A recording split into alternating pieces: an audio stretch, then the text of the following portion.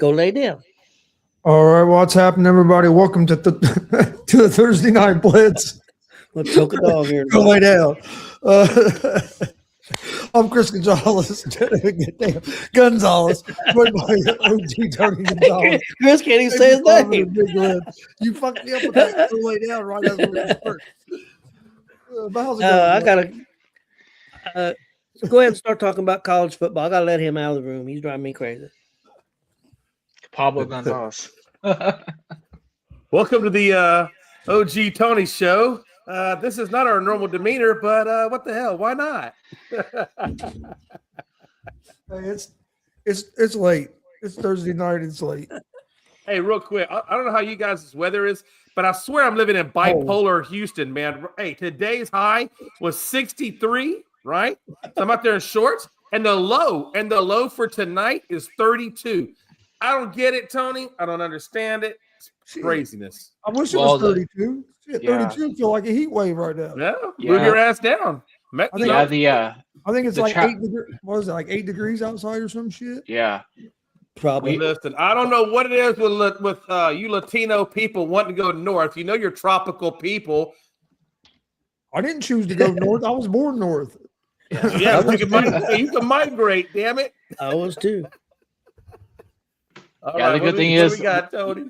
Before we continue, I was gonna say it's a good thing that we are under a travel one advisory now, so we've got now the restricted travel. And stuff. Oh, I lied, Jay. It's 2 degrees outside. Minus four with the wind. -4. So you're in the positive. Hell yeah. Let's go. Barely.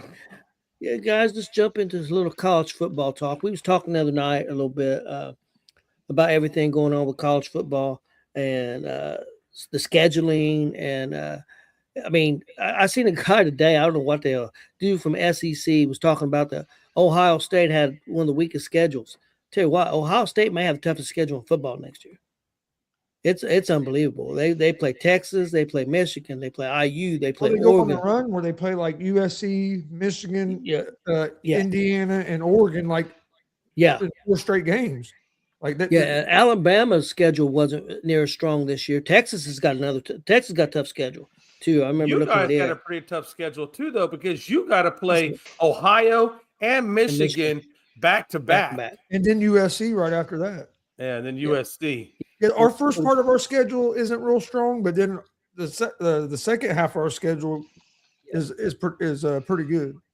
Yeah, so we got Texas got to play LSU, which is going to be different now that Lane Kiffin is there. I feel like. Then we got OU, we got A&M. You're right. We got Ohio, Tennessee, Florida, and Ole Miss. I mean, that's a pretty decent schedule. So, yeah, I mean, Archie Manning's going to have it cut out for him.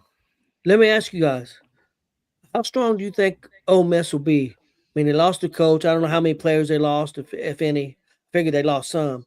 Do you think Ole Miss will still be you think they'll be a top 20 team, top 10? What do you think, Chris?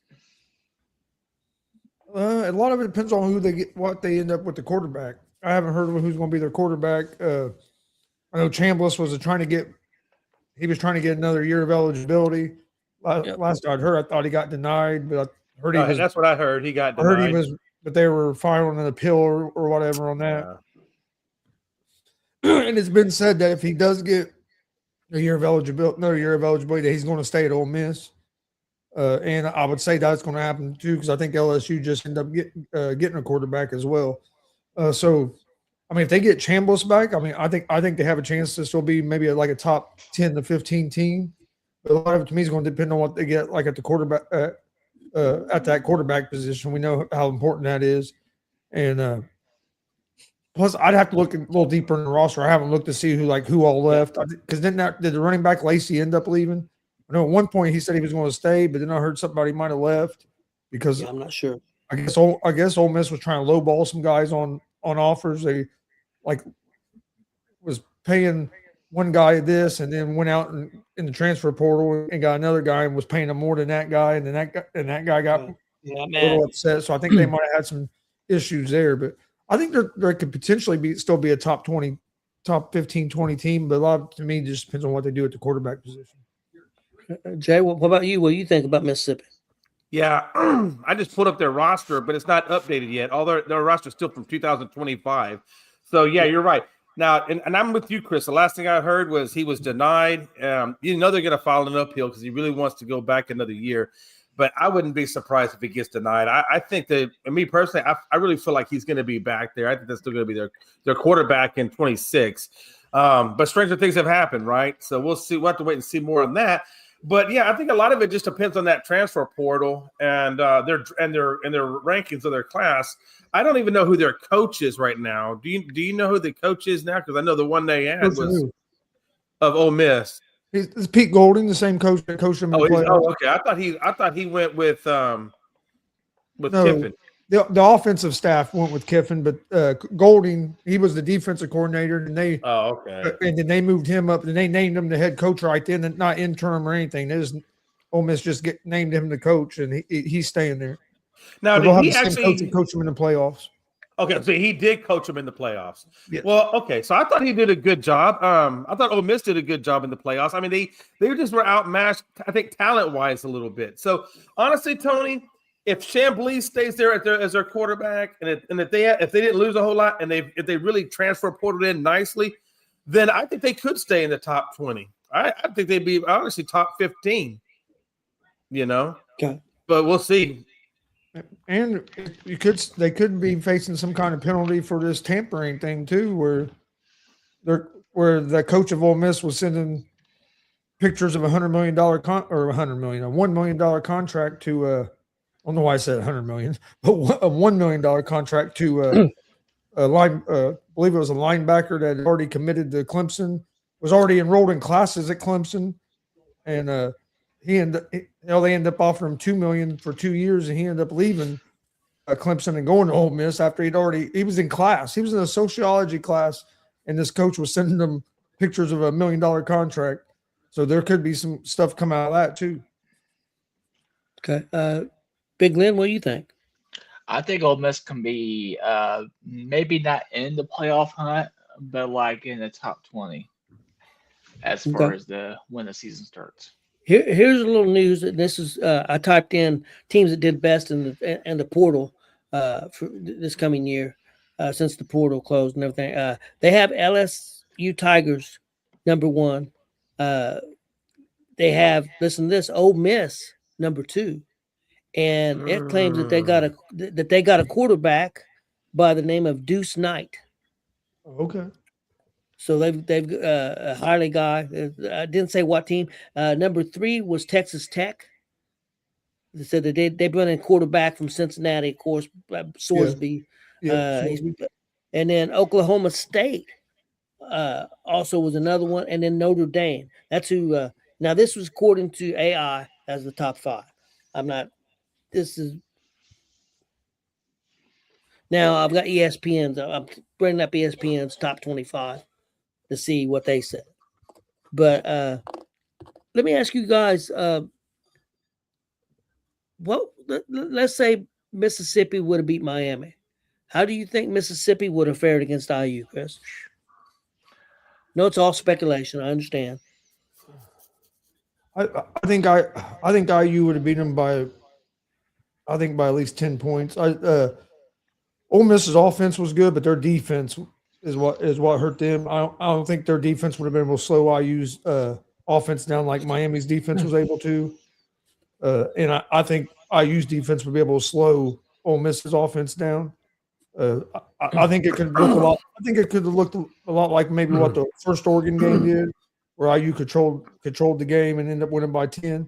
I think it would probably have been something like that. Okay, I see that. I think Mississippi had a better offense. I know Miami beat them, but I really think Mississippi had a better offense overall than Miami. But Jay, what do you think?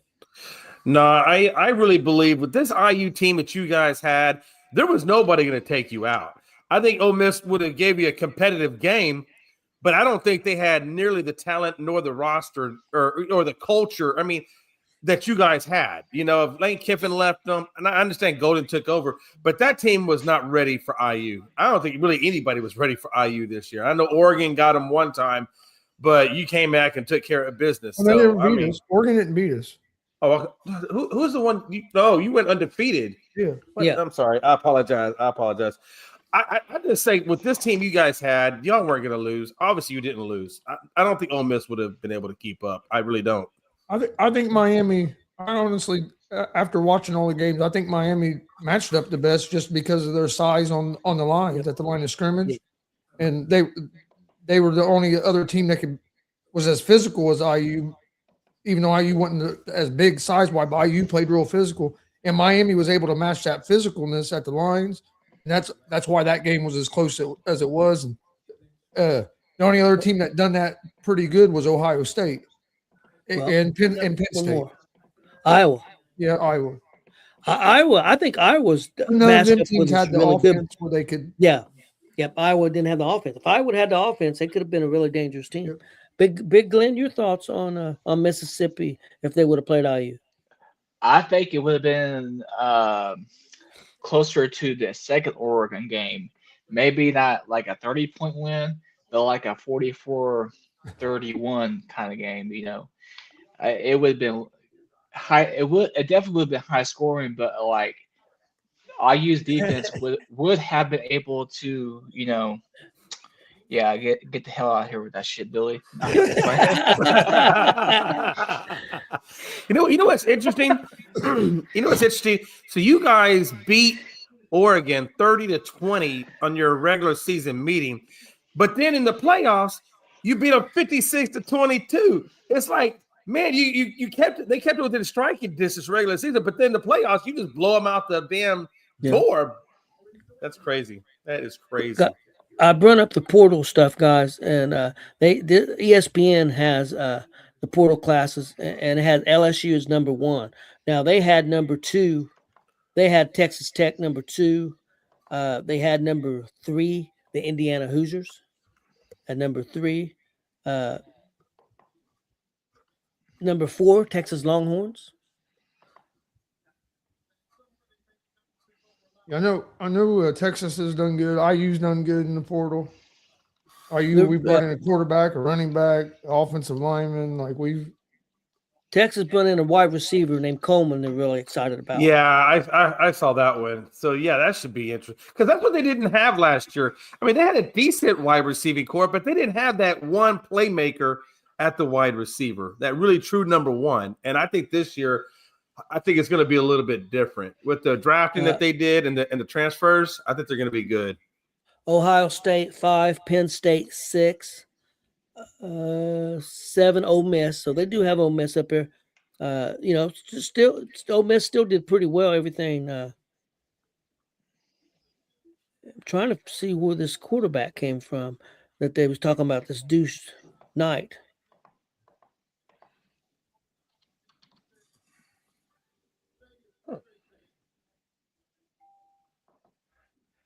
Yeah, I'm not sure. I'm not sure where he came from. It's not. I never even heard of Deuce Knight. Brought in untested yet ultra talented dual threat quarterback Deuce Knight, who was out of Mississippi. I don't know. Maybe it's somebody they already had, and I'm not sure. Kentucky. That's surprising. Number 8. He played for Auburn. Okay. He was on Auburn's team. I don't know how much he played. Deuce Knight is a college football quarterback who transferred from Auburn to Ole Miss in 2026 season. Number 10, Texas A&M. 11, Auburn. 12, Arizona State. 13, Oklahoma State. 14, Virginia Tech. 15, Notre Dame. Louisville 16, Colorado 17, California 18, Oregon 19, and Tennessee was 20. South Carolina 21, Georgia 22, Alabama 23, Oklahoma 24, and Missouri 25. So it sounds like Texas did about as good as anybody in the SEC, other than LSU. Now they just have to have good play calling to go with that transfer portal. We'll see what they can do. That Knight is a freshman. He was on Auburn's team last year, but he played like two snaps in their first game of the year against Ball State. But he got beat out from the starting job by the other guy. and then he played like in one other game a little bit. So he was redshirted last year, and then transferred to Ole Miss. I did say they're still trying to get Chambliss to be there. So we'll see what happens there. I think finally got a court date, but it sounds like the NCAA is dragging their feet and making it take as long as they possibly can. Yeah, I don't think that dude's going. I mean, he may, but I don't think he's going to go. I think he's going to get denied. I think college football, this is my opinion, and it's probably never going to happen. I think college football needs to step in and make sure these teams have to play a certain level every year. I know it's hard because a team may not be ranked. He may be ranked this year, may not be ranked next year. But there's a way you can look at that and say, hey, you're here, you got to play this conference, at least, even if it's not the top 5, but you got to play the 6th team or the 7th team. There's got to be a way that they could regulate it and make it more even for everybody. And I'm talking about for everybody. Oh, yeah, for sure. I'm not just talking because Notre Dame, because I think Notre Dame's playing a cupcake this year. And I think it's going to continue to play a cupcake because nobody's enforced them to do anything. But there's other teams too. I'm just not Notre Dame. You know what's interesting to me is the more I look at your schedule, it just dawned on me. You guys are literally 3 national champions in a row. You got Michigan, you got Ohio, then you got Michigan. Like the last 3 national champions. They're all playing each other back to back to back. I mean, that's crazy. I didn't really, it just kind of dawned on me. I was like, damn, this last 3 ones. That's interesting. I think Michigan will be better this year.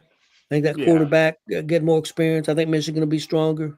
They got a good coach too. Ohio State beefed up. I seen they got a 310-pound lineman, big dude that they're bringing in. So I mean, it's going to be interesting to see what happens, guys. Let's move on to some NFL real quick. A couple things NFL I want to talk about. First of all, Bill Belichick, guys, has opportunity to go into the Hall of Fame, be a first ballot Hall of Famer, and he didn't get it. I don't understand it. I don't see how anybody can not vote him in. I don't care if he's liked or unliked, or that shit has nothing to do with it. Jay, let's go to you first. Your thoughts. I know you're not a big New England fan or a big Belichick fan. I'm not either, but that's neither here or there. What do you think about it? I think it's a travesty myself. What do you think?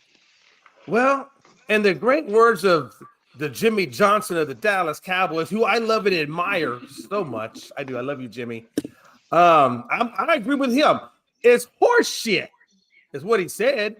And he's not going to go. He said if Bill Belichick is not going to go in the Hall of Fame, that he is going to go into the Hall of Fame, and he's just going to stay where he's at. And I love that. I like the fact that he was distraught that Belichick didn't get in, and if that's coming from Jimmy, how can you not get on board with that? So I think it's crazy, but it has come out a little bit that Spygate, and stuff is still kind of a factor in there, and I really think it is, and I think that they're kind of feeling a certain kind of way about that.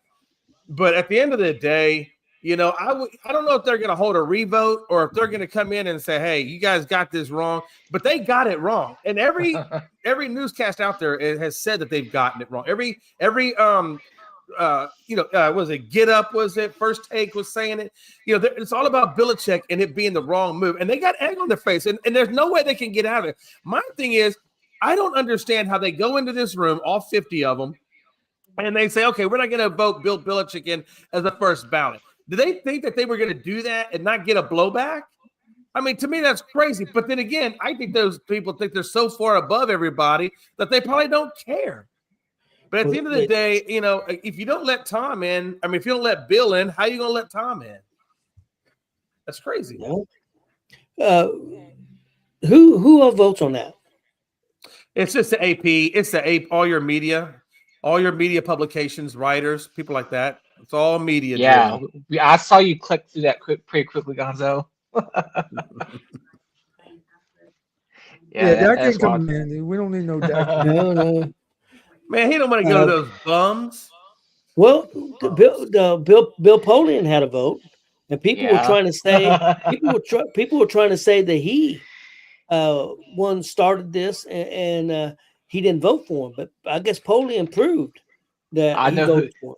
Well, I know somebody who voted for Kraft and not Bill, and they are well Sports known. writer. Colts. Yep, Mike Chappell from Yep. that does Colts beat writer. I can't Should be remember fired. what beat writer it was, but one of the beat writers, we were talking about this earlier, said that he was 95% that he did vote for him to go in. And I'm like, well, where's the 5%? So is a 5% really what you did? And you're just telling people 95%? Well, that was Bill Polian that said Was that. it Polian that said that? Okay. But Yeah. then he came out and proved that he voted for. Well, see, because okay. they talked about McAfee's show, and McAfee said, "Well, you guys gotta understand, he's 80-some years old. He may have But forgotten." how are you 95% sure? Like, you know, like, are you 5% doubting yourself? Well, if you're almost 90 years old and you voted 2 weeks ago, you might not be 100% sure. Well, then, no, if you're 90 years old and you can't remember shit, why are you in there voting? Hey, I'm 62. I can't remember shit. That's true. At 54, I can't either. But yeah, he proved it. He went and he proved it because people were coming down on him. Yeah, I don't know how anybody could do that. That's even fair. Of course, we got baseball sports writers who are terrible too. But yeah, I think it's a farce. If you don't have, and then another one too, Eli Manning. I mean, for the second time, didn't get in. He won 2 Super Bowls. He deserves to be in the Hall of Fame.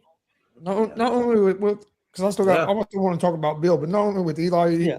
He won 2 Super Bowls, but he won 2 Super Bowls against the New England Patriots that were a dynasty. It's the context of too. The one team was going to be for an undefeated season.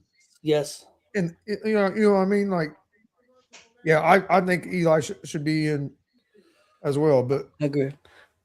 Go ahead about Polian. Not Polian. About I told you I was nuts about Belichick. It's ridiculous. I think all the people that are already in the Hall of Fame that go every year to the Hall of Fame thing should boycott the Hall of Fame. Don't show up for the ceremony. Jimmy Johnson already said he wasn't going. His interview on McAfee, by the way, yesterday was freaking awesome.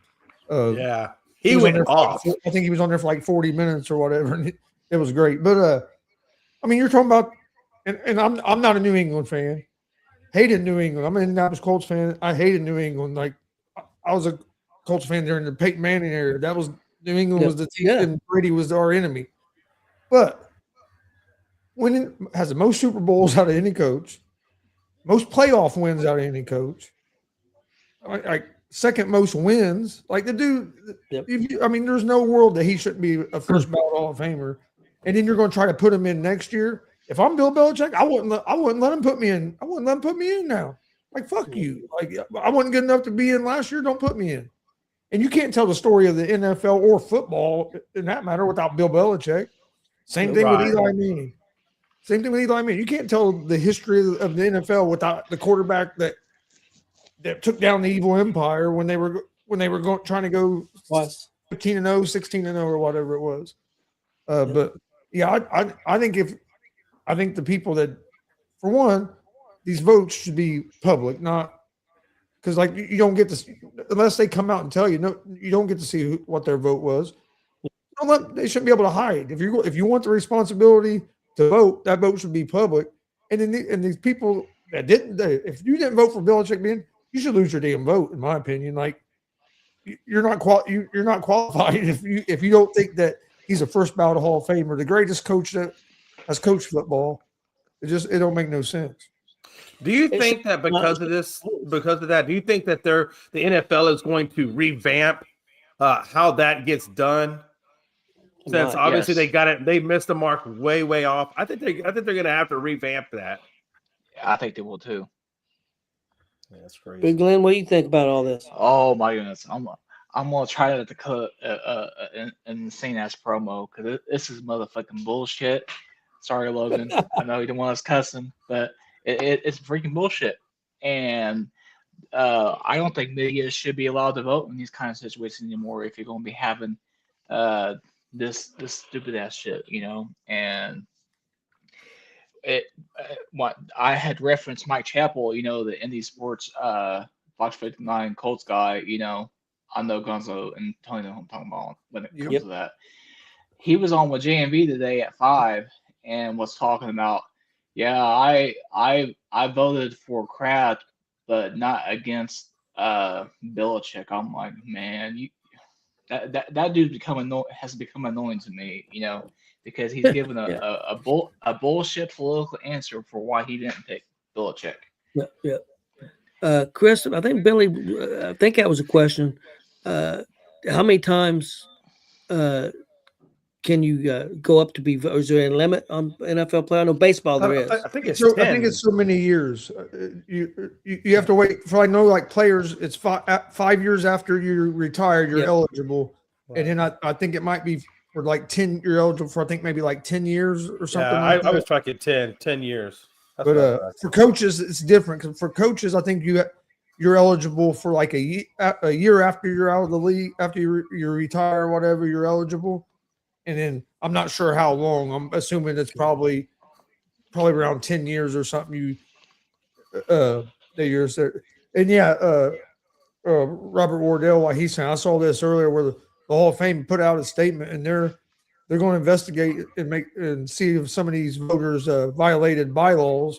And if they did, they're going. They said they were going to be losing.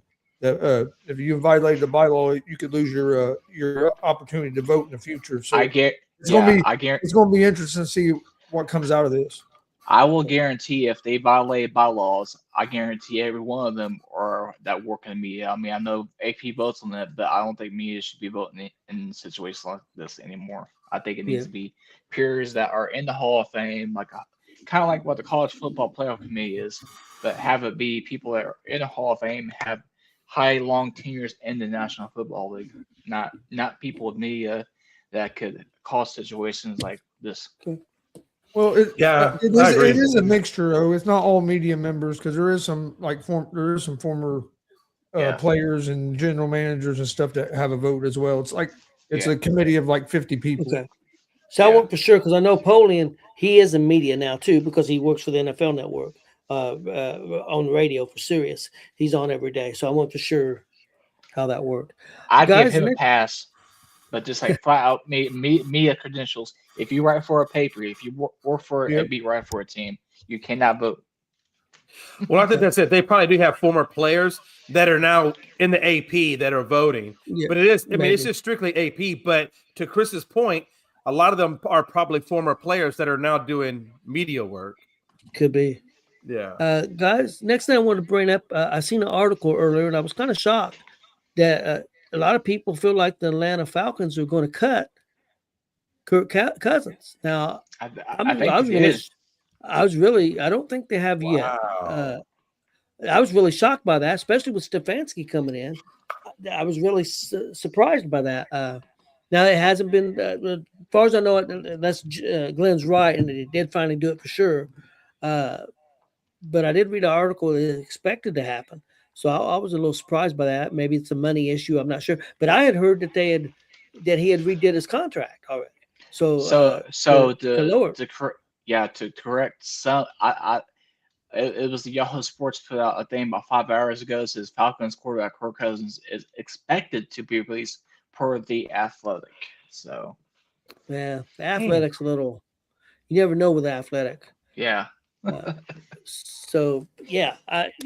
interesting, because I really thought he might have a chance to be a starter with Stefanski and Stefanski's his relationship. And again, I don't think the other guy's ready, but a lot of people think that as far as health wise, they think he's going to be ready for the first game of the season. As far as health, I'm not sure he's ready to be a starting quarterback yet, but I guess we'll see. Jay, you got any thoughts on that? Are you surprised by that if it's true?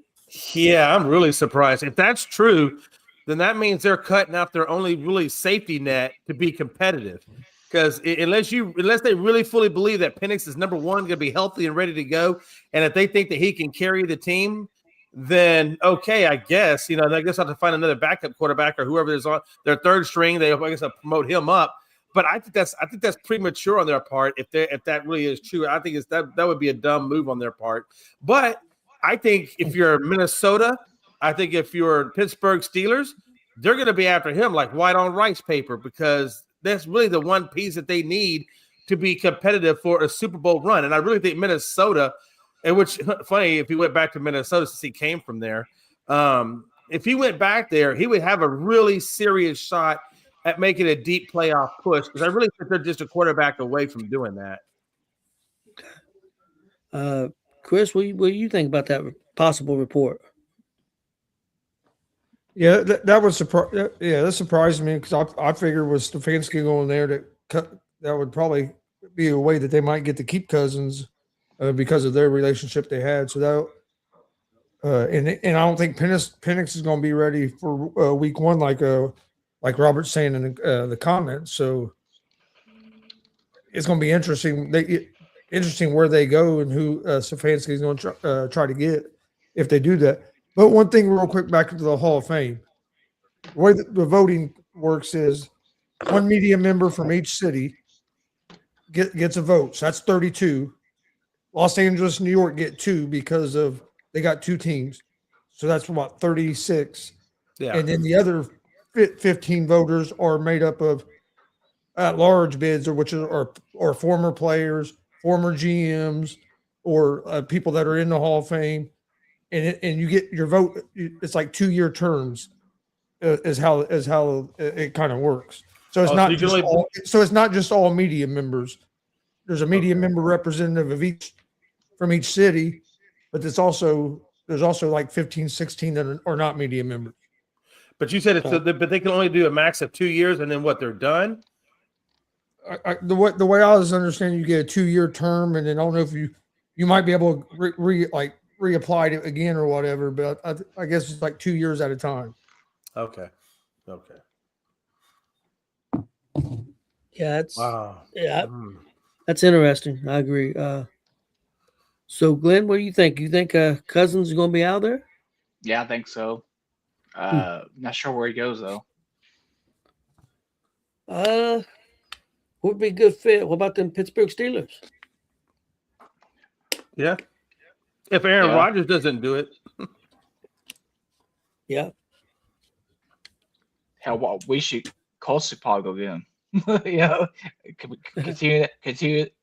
the circus in that way. I think Daniel Jones will be ready though. I think he'll get him back. I do too. I think Jones will work his ass off. I think he'll be ready, and I think he just seems like a dude that will give it everything he's got to be ready. And as long as he didn't have any setbacks, I think he'd be good.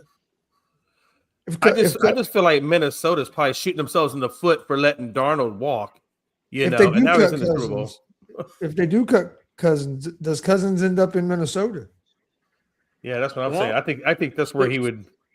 Speaking of that, I read a report, rumored that Minnesota is interested in trying to make a trade for San Francisco 49ers backup quarterback. Oh, Mac Jones, huh? That wouldn't surprise me if they try to get Mac Jones. That wouldn't surprise me. I think they still think McCarthy could end up being their guy, but he's for one, he gets hurt a lot, and for two, he still has to develop. So if you could get a guy like Jones or even a guy like Cousins, would be to me would be smart.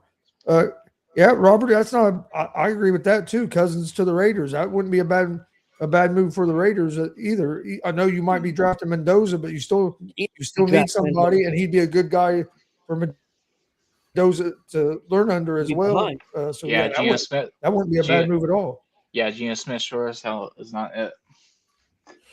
But I just don't know if Cousins would want to go to the Raiders, because the Raiders don't have a great offensive line. I just don't know if he would want to go there. I think they would want to take him, like you said, for a mentorship, but I don't think he's going to want to go there. Yeah, Mike Evans, as they mentioned there, Mike Evans is a free agent. Yeah. And he's also hurt. They don't know if he's going to be ready for the season or not. That's what Robert was saying. Yeah. That's interesting. Guys, let's talk a little coaching. But let's get your thoughts first. Let's go this route. Buffalo. Joe Brady's their new coach. Chris, your thoughts on them basically staying in house and moving Brady up? What do you think? Yeah, I still don't understand Buffalo. I would have never fired McDermott. But and with me saying that, I think Joe Brady's a good guy, a good coach. I think going to be a good head coach, but I think he's walking into a no-win situation here. McDermott just got fired because he didn't win a Super Bowl. He didn't get fired because he was a bad coach or he wasn't winning enough games. It's because they hadn't won a Super Bowl. So that means Joe Brady's expected to win a Super Bowl next year. Like he's expected to come in his first year. If he don't win a Super Bowl, that's a failure compared to what they had done the last 5 to 10 years with McDermott. So you're putting Joe Brady in a no-win situation here, pretty much. I mean, I think they'll give him more than a year, but I mean, by their logic is, if he don't win a Super Bowl this year, that's a failure because they were looking for a guy to win him a Super Bowl now because McDermott wasn't doing it fast enough. I think Brady's a good coach. I think the relationship that he has with the players already and stuff, it's going to be easy for him to instill his culture because his culture could be, I mean, he knows the building real well. I'm sure he's going to change a few things to fit him. I think it will be a good fit for him. I just wouldn't have ever got rid of McDermott. And I think you're just putting whoever you hired in that position after the way you got rid of McDermott and the way the owner came out and basically said that the GM there is gold and can't do no wrong. I mean, hell, said that drafting the receiver wasn't the GM's fault. That was the coaching staff fault. Fired the coach, gave the GM a raise and a new position.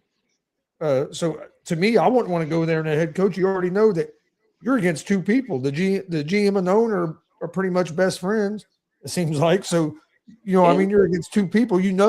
If it comes down to you and that GM, you're the one that's going losing out. I think Brady will do a good job, but I just think he's walking into a tough situation because of what happened to McDermott. That receiver wasn't a first-round pick. I know he was the first pick in the second round, but I mean, it wasn't like he was the number one pick in the draft and didn't pan out. And it's not like he's been a huge bust. I'm not saying he's lived up. I mean, I think he had 30 catches one year and 40 the next, but I don't know.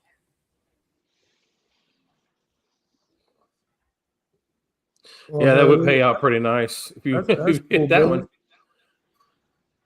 Jay, your thoughts on Brady? Well, I mean, I like Brady. Like you said, I mean, they're promoted from within. He deserves it. He's a good coach. I think he's going to have to look out and find a really good offensive coordinator because, correct me if I'm wrong, I always get these messed up. Brady was a defensive coach for defense, right? A defensive coordinator? He was offensive coordinator. Oh, was he offensive coordinator? Okay. He was the offensive coordinator with LSU with Joe Burrow. And then that success got him into the NFL as offensive coordinator. Then he went to, I think, Carolina for a little bit. Then he left. Then he ended up in Buffalo. Because I don't think either way, man. I appreciate it, Chris. I for some reason I thought he was defense. I don't know what I'm thinking, but I mean they were good on both sides of the ball, coaching wise. It's just that they just had a little bit of talent on that defense that wasn't. They couldn't stop the run. That was the biggest problem with them. They didn't have a true wide receiver one, which is another problem for them. But again, I believe what Chris said. The McDermott shouldn't have been fired. It should have been Billy Bean that was fired, and they should have brought somebody else into that management spot. It's a shit show. It's been a shit show for a while now, and it needs to get better. You know what I'm saying? What happened? What? Just tell me, Chris. What happened? What happened? I didn't know Billy Bean was a GM in football now. Brandon Bean, Billy Bean. It's a Bean. It's a Bean. Was his last name Bean? Was it Bean? Look, hey, Tony. If anybody who watches this show for a hot minute knows that I get the last name right, I might screw up the first name. If Jay gets half the name right, it's a win. Just accept it. Thank you. I appreciate that because in baseball, that's hitting 500, motherfucker. Yeah, that's true. And making the big bucks. But well, we don't know all about that, but the last thing I want to say about that is, I feel like, you got a toxic situation with ownership with that whole Keon Coleman thing. Like Chris said, he's coming into a hornet's nest of crap, and he's going to have to figure all this out. And if he doesn't get a Super Bowl within probably 2 years, or maybe they give him a third year, I think he's done and he's cooked. I don't think that would be my first choice as a head coach. But you don't always know when you're going to get a shot at being a head coach, so you got to take what you get. But if I was him, he better have management's back or back on them. If you don't get the support, it's going to be a long road. Yeah. Big Glenn thoughts on Joe Brady. Yeah, before I get to that, man, I tell you what, if when you know how Jay says like calls Ryan Day like Jeff Day. I mean, even with him saying Day, he's already up in that count in that way. So anyway, and by the way, if you're gonna say and you're gonna quote me, I've been saying John Daly. Get it right. I never said Jeff. I said John. I don't mind you. I don't mind you correcting me, but just get it right. I said John Daly, and it's Ryan Day. Okay. Yeah. Just want to be sure. Okay. Or Kobe Jim Day, like the guy from the Reds. There you go. There you go. Anyways, good hire. But I feel like similar to what Gonzo was saying, that leash is going to be quite short.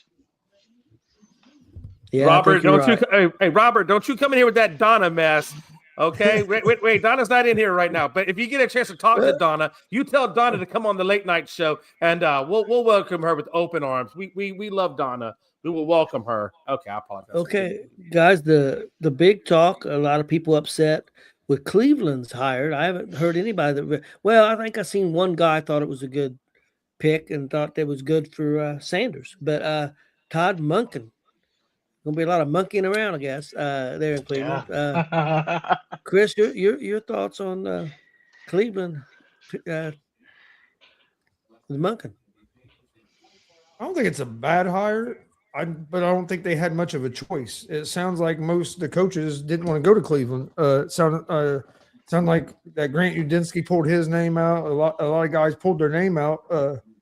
I think that once they fired Stefanski, which I wouldn't have fired Stefanski. I don't think he's the problem in Cleveland. I think the problem there is the owner and the GM, and some of that the owner overstepping the GM and the owner and GM overstepping Stefanski, and you can only work with what you got. Yeah, what Robert was saying, nobody wanted the job, so I think that's why Monken got it. But I don't think Munkin's a bad coach. And if you look at Monken, why he's done as offensive coordinator, look at Lamar Jackson's numbers with Monken there. Lamar Jackson was an MVP. Like the dude is a good offensive coordinator. If Shador's going to be your quarterback, to me, he's a good guy to help develop him. Or any young quarterback you have. I mean, if he can work with Lamar Jackson, he's putting up MVP numbers. Could be a good guy to try to develop a young quarterback.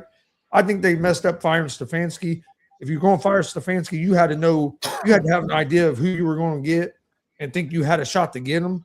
You don't go in and then find out nobody wants to come there. So now you're just basically getting what you can. I know he wasn't their first choice at all, so I understand why a lot of people are – but I don't think it's as bad of a hire as people are making it out to be either, because they got to figure out the quarterback position, and he's a guy that can develop a young quarterback. So, but once they fired Stefanski, if it had been me, I would have hired Jim Schwartz, the guy that was already in the building, defensive coordinator. I'd have hired him, got me a offensive coordinator to try to develop a young quarterback, and went from there. But and now they're going to lose Jim Schwartz. Now you can go have him as a defense coordinator because he got upset he didn't get the job and walked out of the building and left, said he ain't coming back. Yeah, I mean, Cleveland. You just lost a hell of a. They're top 10 defense in the league. Cleveland. I mean, really good defense. They've got a couple guys. I mean, you got Jared Judy. He's not a number one, but he's a number two. You find you another receiver. You got a good young running back. Maybe find another young running back or sign somebody. Yeah, it's crazy. I don't know. Jay, what were your thoughts on Monken? Yeah, real quick, Robert, I agree with you. I don't think it's the talent on the team either. I think it's the front office and the leadership is Cleveland's biggest problem. So yeah, I agree with that. Yeah, I agree with that too. That was going to be my thing, is the fact that it's the same shit show in Cleveland that you had in Buffalo, right? It's just a different version of it. They're bringing people in that they really shouldn't have brought in. You make this crowded quarterback room when you give $200 million to a guy who had all the 23 sexual assault cases. I mean, this team does not, from the management level, they don't make good decisions. They just don't. And like Chris said, you fire your coach without even having somebody in his place to take over from it. and if I'm Art Monken, I probably walked into the interview and said, before we do this interview, just out of curiosity, how many guys did you interview before you got to me? You know, and I mean, because it's crazy to me. You know what I'm saying? Like, how many guys you interview? What I say just now? got it. Hey, Jay. What happened? What happened? What did you say his first name was? No, I said Monken. Yeah, but what did you say his first name? I don't think I said a first name. Oh, I thought you said Art You Monken. did. You did. You said Art Monken. You said when you You said Art Monken. I didn't catch it till he started laughing, but because Art Monk, that's what was on your head, Art Monk. Hey, he was close. Calm down. I think it's Todd. I really hate you. I hate you with all of my soul. Oh shit! Oh shit! I hope you go outside and you slip on ice and you break your coccyx. Anyway, back to what I was saying before I was rudely interrupted with laughter. Everybody's laughing at me now. Fuck y'all. They're even laughing at me in the comments. So what was that, Jay? Shut up. What was that, Jay? Shut up. Shut up. I know what you're saying. They're laughing at me in the comments. Are you sure about that? All right. Yeah, I'm sure. So anyway, like I was saying, no, I just feel like, if I'm Art Monken, see, I said Art that time on purpose because hell with it. I'm already going to get laughed at. But no, I just want to know how many guys did you go through before you got to me? You know what I'm saying? And you're right. Now they got nothing against Monken, right? I mean, he like you said, he developed Lamar Jackson, and they did a great job with him, right? I mean, Art, when he first got there, he was just, he could run, he was great athletically, but his passing needed work, and he really got Lamar passing the ball with a lot more precision, which got him that MVP that year. So I do think it's a good hire in terms of Monken is a qualified person, but like y'all said, Schwartz obviously went out the building, so they probably lost him. So now they're gonna have to start from scratch, and you got a shit show, and somebody's got to figure it out. And that GM, they should have fired him too. Honestly, that's crazy. I agree. Too, they should have fired beginning, maybe the owner too. Big Glenn, you got any thoughts on this? No, not at all. There's a reason why he Monken went where he did. So. Yep. Okay, guys, that's Arizona don't have a coach yet. The Raiders don't have a coach. I can't think of the guy's name. They think is going to sign with the Raiders. Is it the guy from Seattle, I believe? Chris, can you help me? Is that Kubiak? Kubiak. Yeah. A lot of people believe he's going to be the guy. So, but that's not been confirmed yet. So we'll see what happens there. We'll talk more about that next week. Guys, let's move on to our top 10 list. It's our top 10 best Super Bowl halftime shows of all time. This is according to Fox Sports. And we're going to let Chris go first. We're going to let Glenn go second and Jay go last. We'll see if Glenn can get back to doing better. Chris? Oh, okay. I was on a roll last time. Let's see. I'm going to go with I'm not gonna go with my personal favorite first. So I'm gonna go with Prince. Damn it, you took mine. That is number one, Prince. Yeah, everybody knows that. That's not even my personal favorite. I really liked it, but I really liked that one first. Too. I thought that'd be one, but my personal favorite I think will be in the top 5 as well. Okay. Glenn. Jan Jackson, Justin Timberlake. That's on here somewhere. Let me find it.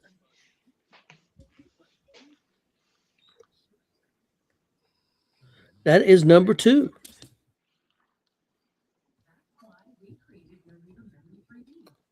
Which one did? Oh, the Janet Jackson. Is that Janet Jackson? Okay, that's only number 2 because she showed a nipple. That ain't fair. Yeah, I know, right? Hey, come on, man. That was a pretty nice nipple. So I give it to her. Okay. What do you think, Jay?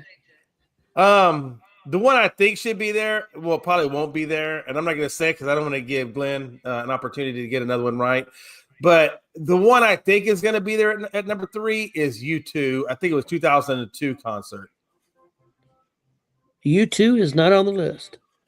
Damn. Okay. Real quick, I just want to give the dates. Prince was 2007, number 1, and Timberlake and Janet Jackson was 2004 at number 2. Okay, Chris. We'll go with my personal favorite, Tom Petty. Oh, that's a good one. That's a good one. That's a good one, but Chris, he did not make the list. He didn't make the list? That was, man. To me, that was I'd have that right up there as one of the best halftime shows. Yeah, I agree with that one. Wow. Okay, Big Glenn. All right, so this is my personal favorite besides the Prince one, obviously, and I'm young enough to remember it because of who it is. Michael Jackson from the Super Bowl that the Cowboys won. That is number 4, Michael Jackson, 1993. Okay. Because I never how I started because you had like the fake Michael Jacksons popping up at the top of the stadium and stuff, you know.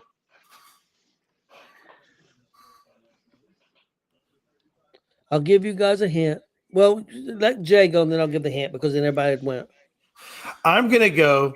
This is one of my generation of rappers. I'm gonna go 2022. Dr. Dre with Eminem, and who else was in there? It was Eminem and 50 Cent and Snoop Dogg. Mary J. Blige. Yep, Snoop Dogg, Mary J. Blige, Dr. Dre, Eminem. That was number 3. That was in 2022. Yep. Yeah, that one was really pretty freaking good. I enjoyed that one. Okay, 1, 2, 3, and 4 is gone. 5, 6, 7, 8, 9, 10 is still left. I'll give you a hint. All of them are in the 2000s. Okay. Okay, Chris.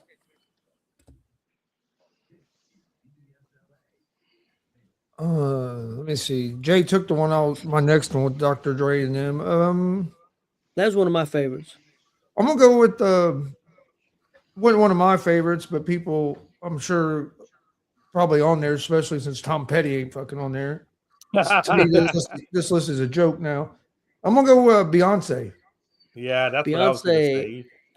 That's number 6. That was in 2013. Man, you took mine, Chris. Damn it. Okay. Okay, Glenn. Shakira just before COVID. I would never everybody talk about that one. And I made reference to it last night. Because that one, yeah. Okay, yeah, she was with somebody. It wasn't just her. It was I think it was J-Lo. I think it was J-Lo. Jennifer, number 9, Jennifer Lopez and Shakira.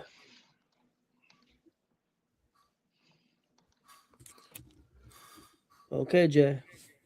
All right. Now, I'm not a Madonna fan, but I'm going to go with Madonna when she had Nicki Minaj. And I can't remember, I think MIA, I think was on there. And there was a couple of other ones, but I just remember Madonna and Nicki Minaj. I want to say it's 2012, if I'm not mistaken, somewhere in that time frame. It didn't make it better. Damn. Okay. Okay. Chris, we got number 5, number 7, number 8, number 10. I'm going to go with the Rolling Stones. I think it was 06. Did not make it. Damn. Yeah, that's that. I was thinking about that one too, but I'm surprised it didn't make it. Okay, Big Glenn. I feel like because I'm going back to this is another one that was kind of recent within the last 2 years. I'm gonna say when Lady Gaga jumped off the top of I remember that one. Houston one, yeah.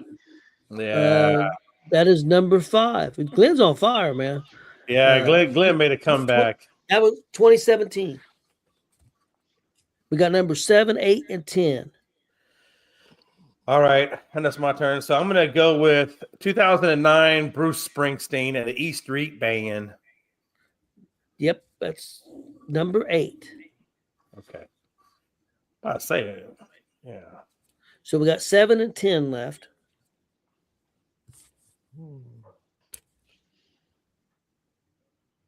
I'll give you guys a hint since I'll give you some help here. They're both combinations, just not one group. There is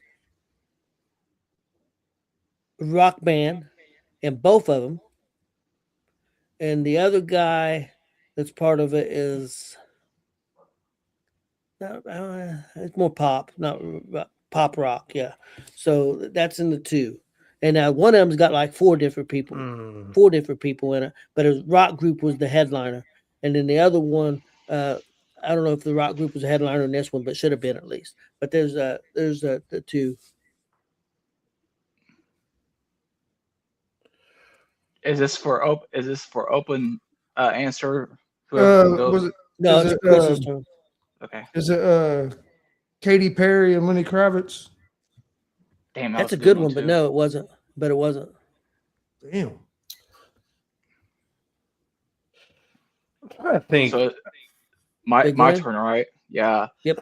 I'm gonna go with one that it was in middle school, and Jay already went with one of the answers that was from when I was in middle school. I'm gonna go with the one because I remember Britney Spears being on the CMAs or VMAs not long after this. I'm gonna say the one that was with her and NSYNC, and I want to say a few other people. Okay, that is right. That's number 7. It's Aerosmith, Britney Spears, NSYNC, and Mary J. Blige. And the thing about that, Mary J. Blige on here twice. She was at number 7 and number 3. She was on with Snoop Dogg now. Yeah, so I would never into it because I was in like 7th grade. So got one left. That's number 10, guys. I'm thinking. Okay. And you said the one from 2016. I think that was the Beyonce one, right? That was from 2020. Oh wait, that was 2013. I think you. All right. Well, I'm going to go 2014. If it hasn't been said yet, then I'm going to go 2000. I see either 2014 or 2016. I think it's 2016, but I'm not 100%. But it was Coldplay with Beyonce and Bruno Mars. Okay, I'm going to give it to you because what this says here is 2014, Bruno Mars and the Red Hot Chili Peppers. Okay. But you did say Bruno Mars. I'll take half credit. Well, Glenn won this round because he had like 5. Sound like a Temple Date office. I think that list was a bunch of shit. Yeah, there were some but there were some good ones on there, but there were some good ones that should have been on there too. Like, yeah, you know what my problem though with it is, Chris, though, is for a longest time now, Dr. Dre and them have been dictating or putting out who's going to be in these halftime shows. No, wait, that's what I was told. Hold on. Not Dr. Dre. It's Jay-Z. Jay-Z. Yeah, there you go. Okay, I'm sorry, Jay-Z. Jay-Z for the last 4 to 5 years, Jay-Z's been like in charge of it. Yes. So I apologize. Yeah. But it's Jay-Z. My point is, it's been a very R&B rap, heavily influenced, or pop, whatever influenced. I wish they would have a committee instead of just one. Like, you should have somebody from a rock demographic, country demographic, R&B rap demographic, and then they should. I feel like there's no rap or country music or any of that really that's been in this, in the Super Bowl, and I feel like it's kind of gone down that one stream for it seems like forever now. The 2022 with Dr. Dre, Snoop Dogg, Eminem, 50 Cent, that was really good. And I mean, that was good, right? But yeah, I agree. I don't have a problem with Prince being number 1. Tom Petty should have been up in the top 5. Springsteen was a good one. Michael Jackson probably should have been on there. I mean, dude's one of the most famous dudes, and that was in '93 in his heyday. The one a lot of people love. I mean, I don't care for Jennifer. I mean, I'm not saying she's terrible. I'm not a big Jennifer Lopez or Shakira fan, but I mean, I understand the appeal. They're two good-looking ladies, and they're all over the world. I mean, they're very world. So I mean, I can't argue. I mean, Beyonce. I mean, I can't. She's very popular. I mean, just like Bad Bunny. Bad Bunny's popular all over the world. Well, a big problem where I don't think we see a lot of rock bands rock music on there. For one, there is hardly new rock bands out that are popular. It's all the old rock bands, and a lot of them won't do it because you don't get paid to do the halftime show. They don't get paid to do that halftime show. They're doing it basically for free, but you're getting all the money you make from advertisement and all the people watching it. But for like the Rolling Stones and them, hell, they're 80 years old. They're not worried. They're not worried about future promotions, so that they want to get paid to go do some of them shows. So I think that's why we don't get some of the rock, because for some reason there is not new that's something that's dying. But see, that's the way I feel like. Now it won't. This one coming out. Yeah, I feel like Allison Chains would be a good one because they're from Seattle, right? But because you're not going to get Pearl Jam, like Pearl Jam would be the perfect one. But like you said, Chris, Foo Fighters would be a good one too. But like you said though, they're probably not going to do it because they won't get paid.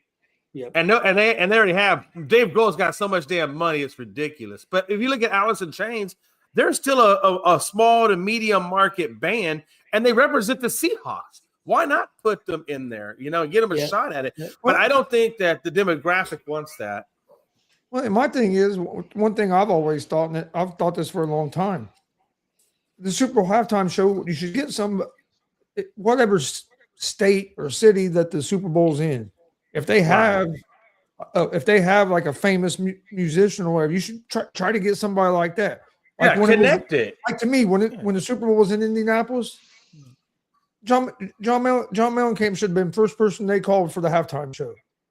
Not that he would have done it. Not that I don't know if he would have done it or not. But being from Indiana, or if Michael Jackson would have still been alive, like when the Super Bowl was in Indianapolis, Michael Jackson being from Gary, and there's a lot of states that have big musicians like that. I think them should be like the first ones that you call for some of them halftime shows, because it helps build up your state as well.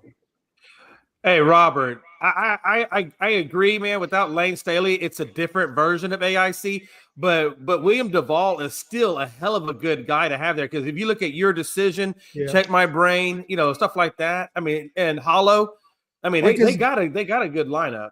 Has AC/DC ever done a halftime show? That'd be that'd have been like the perfect band to do a halftime show. Yeah, I don't think if you're gonna go AC/DC, why wouldn't you go Metallica too? I mean, you can go Metallica. Yeah, I mean, Metallica, another one. Yeah, I'd like to see them branch out a little bit, change it every year. But you know who would be great though? Honestly, Kiss. They want the best.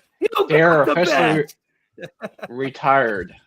Okay, guys, we're gonna get out of here. Just a reminder. Tomorrow, guys, Friday afternoon show, 2 p.m. Eastern, 1 p.m. Central. We'll be got a Super Bowl hot seat questions. Got 5 questions for you guys. Also got we're gonna be talking a little Royal Rumble. We're gonna be talking boxing. The big Teofimo Lopez versus Shakur Stevenson. That's a huge fight at Madison Square Garden. It's gonna be on that.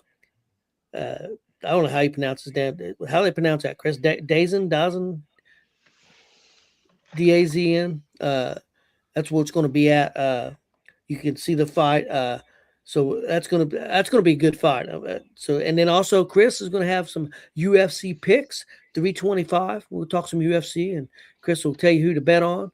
And so going to have a great show tomorrow afternoon at 2 p.m. Eastern, 1 p.m. Central. Appreciate everybody watching. You guys got anything before we get out of here? I just wanted to say one thing to Robert. I agree with that, Robert. I would love to have some Maynard James Keenan in there, because he's got a hell of a wine too. If you don't know, the lead singer of Tool, he also has his own wine vineyard, and he puts out his own wine, and it is amazing. So yeah, I agree with you. Tool would be amazing at that. Yeah, I got one more thing. Tool would be good. Hell yeah. NASCAR opens up at Bowman Gray this weekend, weather permitting. Race hell, praise Dale, go Chase Elliott. Okay, real quick. For one, appreciate everybody in the comment section. Thanks for joining us. Please hit that subscribe button on YouTube, at Gonzo Sports Room, and at ESEN. And we will see you guys tomorrow.